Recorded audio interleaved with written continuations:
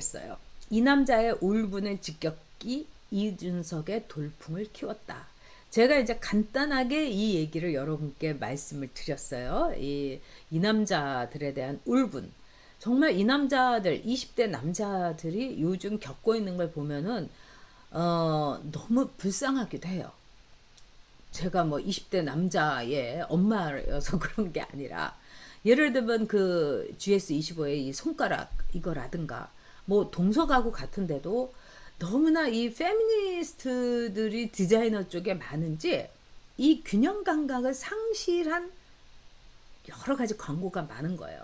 물론 동서가구의 침대에 이렇게 책 한 권이 딱 놓였는데 82년생 김지영이 딱 놓여 있어요. 굳이 그럴 필요 있을까 싶습니다. 근데 그거를 통해 가지고 메시지를 전달하는 거예요.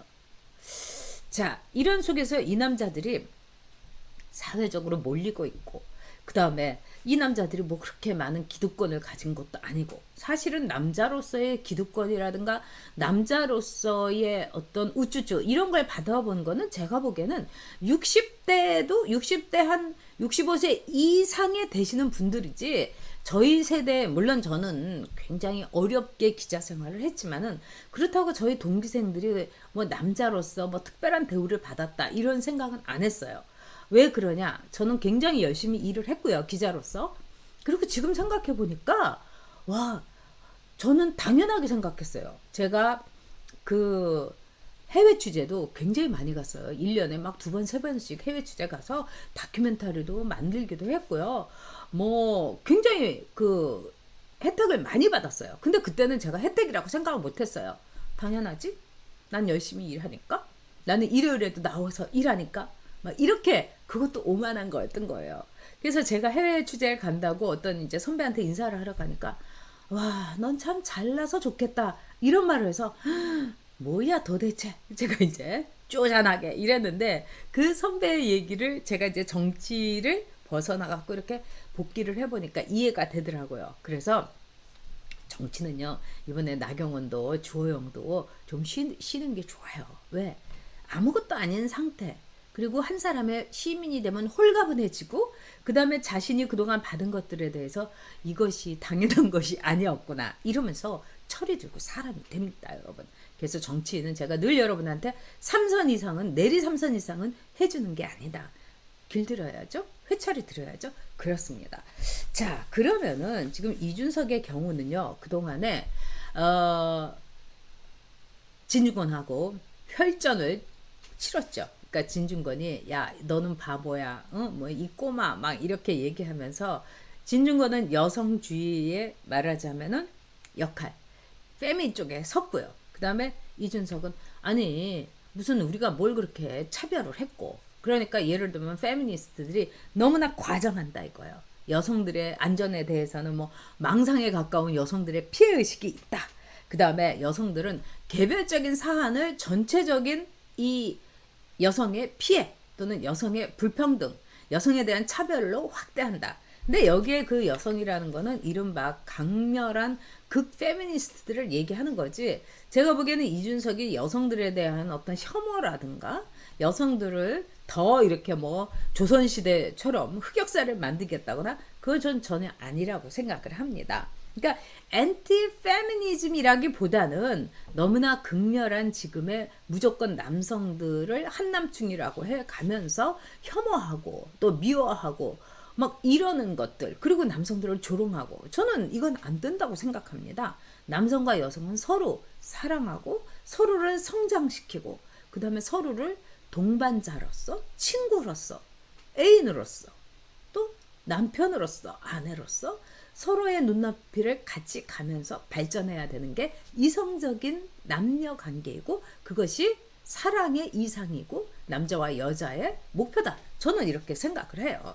뭐 지금은 별로 제가 남자한테 관심은 없지만, 그래도 윤석열한테 정치인으로서 상남자이기 때문에 윤석열을 좋아하는 거, 그가 독립돼 있고, 그가 어떻게 보면은 이 여성 문제라든가 이런데 앞으로 이렇게 좀 열심히는 봐야 되겠지만, 저는 늘 여성은 그 남자가 어떤 여자하고 사는가를 보고 봐야 된다고 생각합니다. 자, 그래서 이준석이 지난번 4월 7일 재보선을 할 때 이런 얘기를 했지요.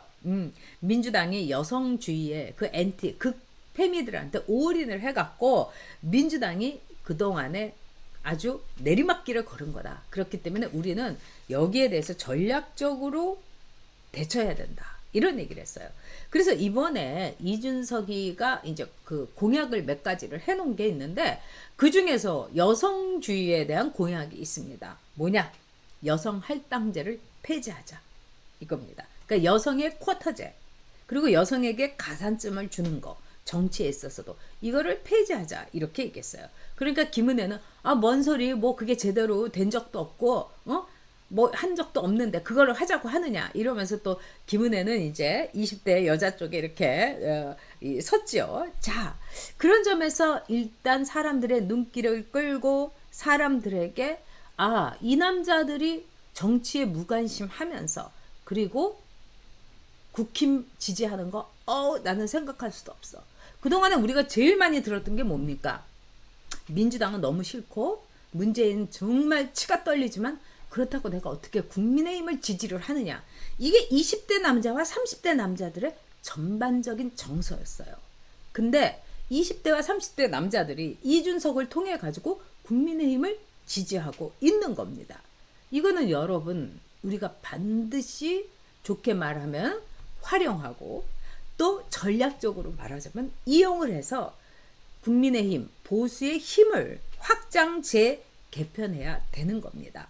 이게 경북대학교에서 이준석이 찍은 사진이에요.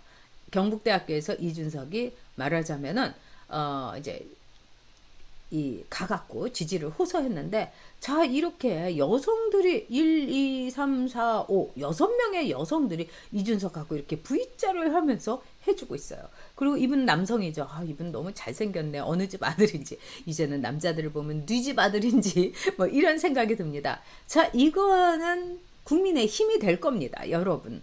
그런데 이 사진에 비해서 이제 나경원 후보가 한 사진을 보니까 어디 가가지고 거기에 있는 관계자하고 그냥 둘이서 그냥 찍은 거예요. 그러니까 거기서 무슨 이 안내를 받는다. 그러니까 굉장히 권위적인 거죠. 이렇게 다가가가지고 같이서 셀카 찍고 이거는 이제까지 국민의힘에서 보기 어려운 겁니다. 자, 이준석은 이제 여성들이 무슨 할당제를 받느냐. 그리고 할당제라는 거는 오히려 여성들의 능력을 말하자면은 할당제 덕이다. 이러면서 폄하하게 한다. 이렇게 얘기를 했어요. 저는 그건 맞는 얘기라고 생각합니다. 그리고 지금 우리 여성들은요, 강인해요. 그리고 저도 KBS에 있을 때 그래 네가 잘나서 그렇지 뭐 이렇게 또 이 비난하실 분도 있지만 그 어려운 상황 속에서도요 제가요 제 몫을 했어요. 그리고 방송에서 처음으로 이 여성 특파원 해외 특파원으로도 갔고요. 그거는 굉장히 특이한 일이었어요. 그때 어떤 일이 있었냐. 그 저를 임명한 본부장실에 선배들이고 막 쳐들어왔다는 거예요. 그래서 전용기를 어떻게 특파원을 보내냐고. 그러니까 이 당시에 박성범 이 본부장이셨어요. 여러분 잘 아시는 국회의원 하신.